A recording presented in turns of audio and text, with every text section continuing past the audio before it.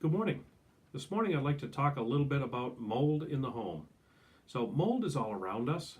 It's floating inside, outside. We're in contact with it every day. But an overabundance of mold, just like anything, can be too much for our bodies to handle. And individuals do have certain sensitivities to varying types and degrees of mold. So mold can be a real indoor air quality issue. So a couple of things we need to know about mold. Really the only thing that it takes for mold to grow is moisture and food. Virtually any building product is food for mold. So really what we're after is moisture control.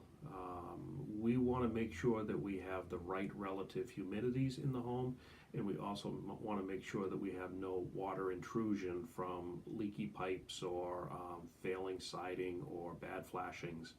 All of that can contribute to mold in the home. Other than visibly seeing the mold grow, some areas to look. Look around your bathrooms, especially where you have hot, steamy showers. You want to look for those little gray spots. Mold comes in various different colors, but predominantly the ones that we see in the homes are either gray or towards the blackish end of mold. We can also see white spotting or white, especially on dirt floors and basements. So those are the two primary colors that we'll want to look for. So we want to look around the bathrooms, see if we have any buildup of steam that hasn't been exhausted through the exhaust fan that is allowing the mold to grow. We also want to look under kitchen cabinets, particularly the kitchen sink cabinet, or under bathroom sink cabinets where we can have a slight leak that can go unnoticed for quite a while.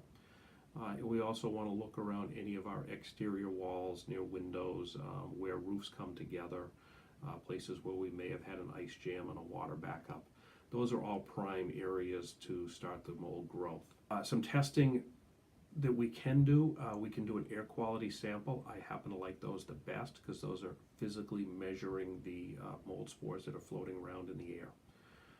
We can take a swab test or a tape test on areas where we have visible mold.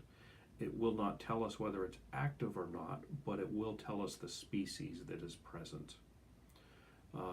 So once we get those, gather the information and get the report back from the lab, we would recommend that you move towards talking with a remediator. There's varying degrees of elevated mold spores.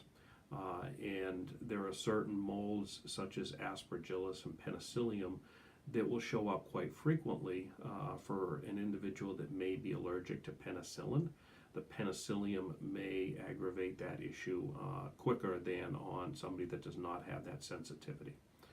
So we also want to know the type. The remediator is going to want to know the extent. There are certain molds that we would look for, such as Stachybotrys, which can indicate that we've had a prolonged wetting event. Usually it takes 3 weeks of continued wetting for Stachybotrys to show up. So those are the basics of indoor mold testing. We always like to say use your nose. Sometimes we'll get that musty smell that can come from an area that has increased moisture. We can see visible signs of it.